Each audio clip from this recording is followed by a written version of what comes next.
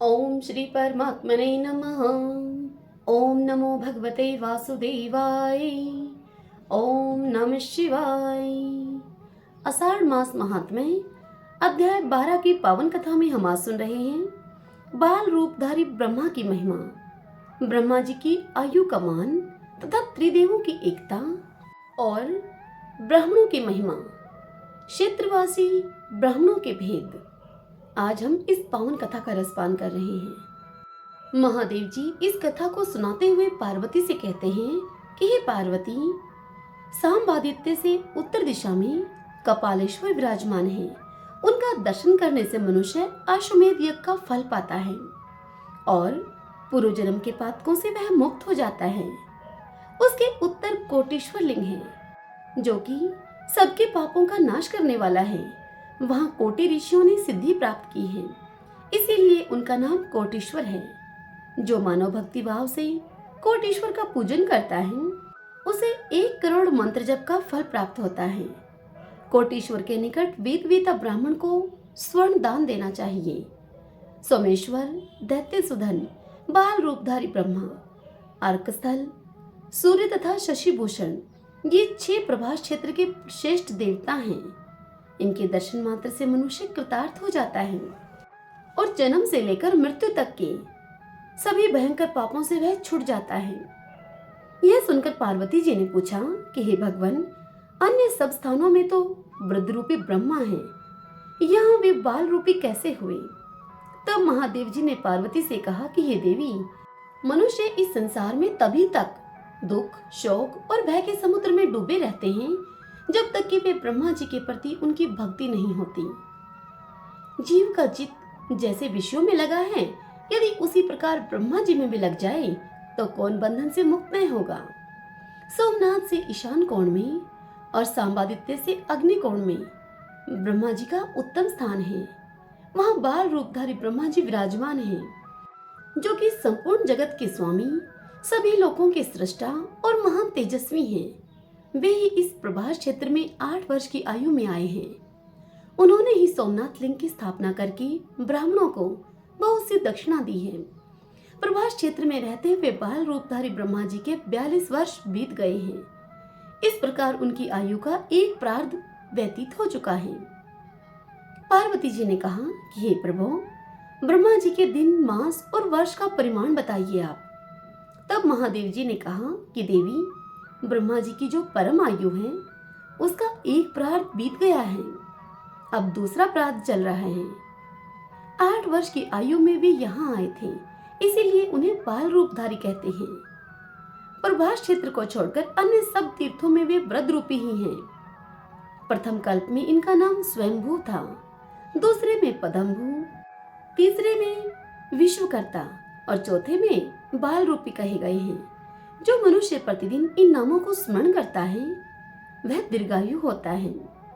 चंद्र, सूर्य आदि सभी ग्रह, देवता, असुर, दानव तथा समस्त त्रिलोकी ये सब ब्रह्मा जी की रात आने पर नष्ट हो जाते हैं। फिर दिन आने पर जब ब्रह्मा जी जगते हैं तब पूर्ववत सृष्टि करने लगते हैं।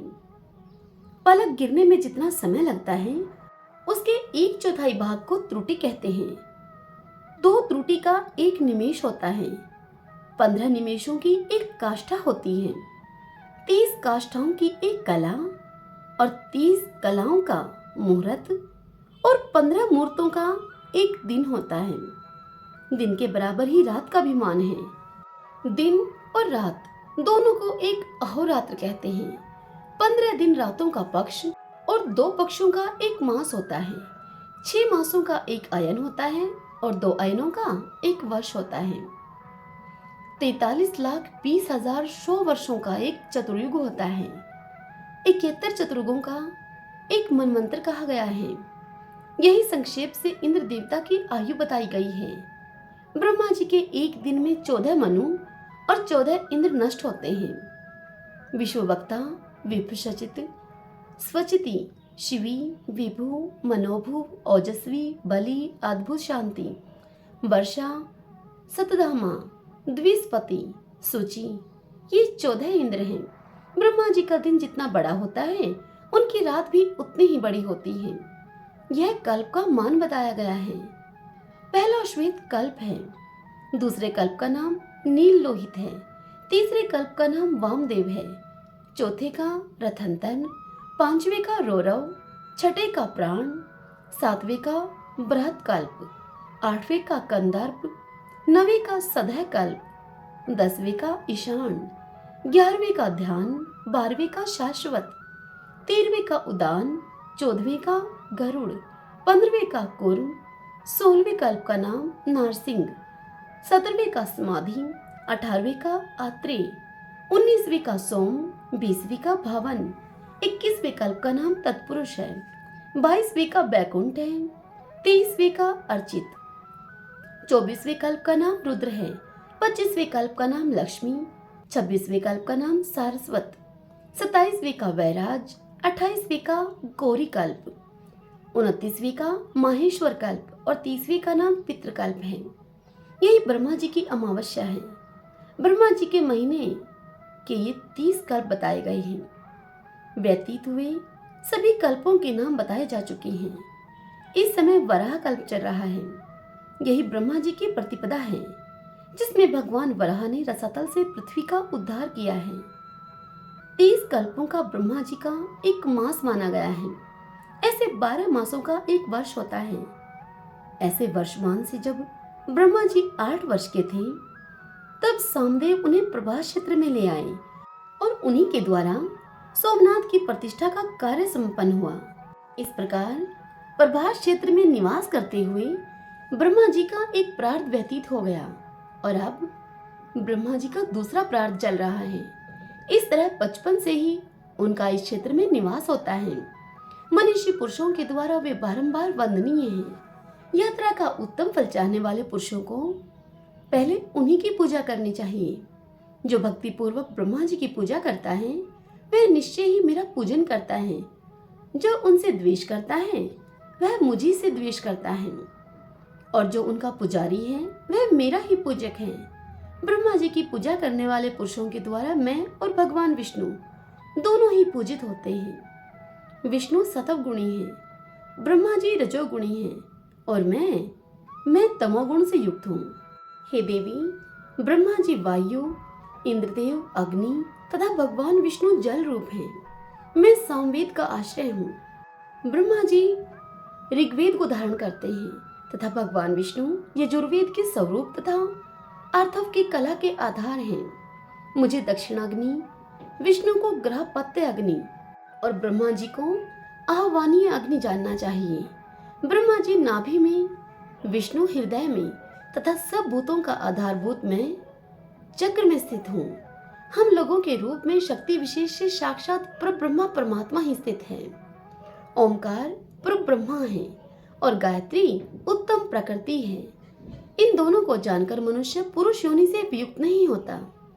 हे पार्वती, इस प्रकार जो द्वैत रहित परब्रह्मा को जानता है, वह सब कुछ जानता है।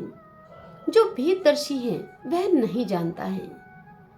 परब्रह्मा तो वास्तव में एक रूप ही है, तथापि कार्य रूप से वह पृथक सा प्रतीत होता है।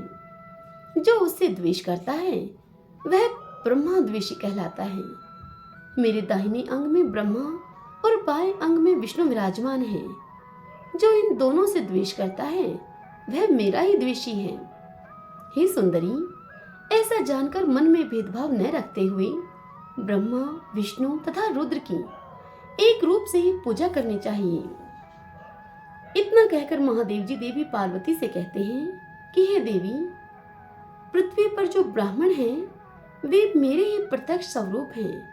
स्वर्ग के देवता तो परोक्ष हैं, ब्राह्मण ही प्रत्यक्ष देवता हैं। ब्राह्मण मुझे प्रिय हैं। जो मनुष्य भक्ति भाव से ब्राह्मणों की पूजा करता है, वह सदा मेरी ही पूजा करता है। जो भक्ति के द्वारा उन्हें संतुष्ट करता है, वह मुझे संतुष्ट कर लेता है। जो ब्राह्मण है, वह मैं हूँ। उनके साथ जिसका वैर है, वह मेरा भी वैरी है। हे प्रिय, पृथ्वी पर जितने भी ब्राह्मण हैं, उनमें से जिन्होंने वेदव्रत का पालन किया है, वे तो पूज्य हैं ही। जिन्होंने वेदोक्त व्रतों का पालन नहीं किया है, वे भी पूजनीय हैं। ब्राह्मण जाति से ही पवित्र हैं। वेदाभ्यास से उनकी पवित्रता और भी अधिक बढ़ जाती है। अतः हव्य और कव्य यानी कि यज्ञ और श्राद्ध में कहीं भी ब्राह्मण निंदा के योग्य नहीं है। काने, कुबड़े, कोढ़ी, रोगी और दरिद्री ब्राह्मण को भी विद्वान पुरुष अपमान न करें, क्योंकि वे मेरे स्वरूप कहे गए हैं। बहुत से अज्ञानी मनुष्य इस बात को नहीं जानते। जो मेरे स्वरूपभूत ब्राह्मणों को मारते हैं, उनसे शास्त्र विपरीत कर्म करवाते हैं, जहाँ नहीं भेजना चाहिए वहां उन ब्राह्मणों को भेज देते हैं तथा उनसे दास्ता अर्थात सेवा टहल आदि करवाते हैं। वे जब मरते हैं तब यमदूत उनके माथे पर आरा रखकर उससे उन्हें चीरते हैं, ठीक वैसे ही जैसे कि बढ़ई लकड़ी को चीरते हैं। जो मनुष्य ब्राह्मण को अंग भंग करता है और उनके प्राण लेता है, उसे ब्रह्म हत्यारा जानना चाहिए। उसके उद्धार के लिए कोई प्रायश्चित नहीं है। वह 50 करोड़ नरकों में से भी प्रत्येक में कर्मशः सहस्त्रों वर्षों तक बहुत पीड़ित किया जाता है। इसलिए मनुष्यों को चाहिए कि वे ब्राह्मणों को सदा नमस्कार करें, अन्नपान देकर सदैव उनकी पूजा में संलग्न रहें। सभी ब्राह्मण सब प्रकार के दान लेने के अधिकारी हैं। दूसरा कोई दान लेने में समर्थ नहीं है। यदि लोभवश कोई दान ग्रहण करता है तो वह अधमगति को प्राप्त होता है। तपस्या से पवित्र हुआ ब्राह्मण पाप रहित होता है। अतः प्रतिग्रह लेकर वह कष्ट में नहीं पड़ता और न उसे कोई पाप लगता है। जो हृदय में सदा पवित्र भाव रखते हुए नित्य निरंतर ध्यान में लगा रहता है, उस ब्राह्मण को दोष का संपर्क नहीं प्राप्त होता। ब्राह्मण जन्म से ही महान है। लोक और लोकेश्वर भी ब्राह्मणों के पूजक हैं। ब्राह्मण यदि कुपित हो तो अपराधी को नष्ट कर सकते हैं, उसे अपने तेज से जला सकते हैं। ये ही स्वर्गलोक में पहुंचाने वाले सनातन देव देव हैं। ब्राह्मण पूजनीय हैं, वंदनीय हैं। उन्हीं में सब कुछ प्रतिष्ठित है। वे ही इन सब लोकों का परस्पर पालन करते हैं। अपने स्व अध्याय और तप को प्रकट न करने वाले ब्राह्मण उत्तम व्रत वाले हैं। जो विद्या और व्रत में स्नात हैं, दूसरे के आश्रित न रहकर जीवन को निर्वाह करते हैं। वे ब्राह्मण कुपित होने पर काल श्रप बन जाते हैं। अतः उनका पूजन करना चाहिए, उन्हें कुपित नहीं करना चाहिए। आध्यात्म स्वरूप का चिंतन करने वाले ब्राह्मण ही सब प्राणियों की गति हैं। ब्राह्मण यदि विपत्ति में पड़ा हो तो उसकी सब उपायों से रक्षा करे। ये ब्राह्मण मनुष्यों के द्वारा सर्वत्र पूजा पाने के योग्य हैं। फिर जो अपने चित्त को संयम में रखने वाले तथा विशेषतः पुण्य क्षेत्र के निवासी हैं, उनके विषय में तो कहना ही क्या है।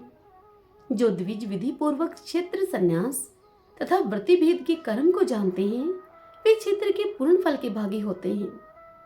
प्रजापत्य, महिपाल, कपोत, ग्रंथिक, कुटिक, बेताल, पदम, हंस, दत्तराष्ट्र, वक, कंक, गोपाल, त्रुटिक, परवर, गुटिक तथा दंडिक, ये क्षेत्रवासी ब्राह्मणों के भेद हैं।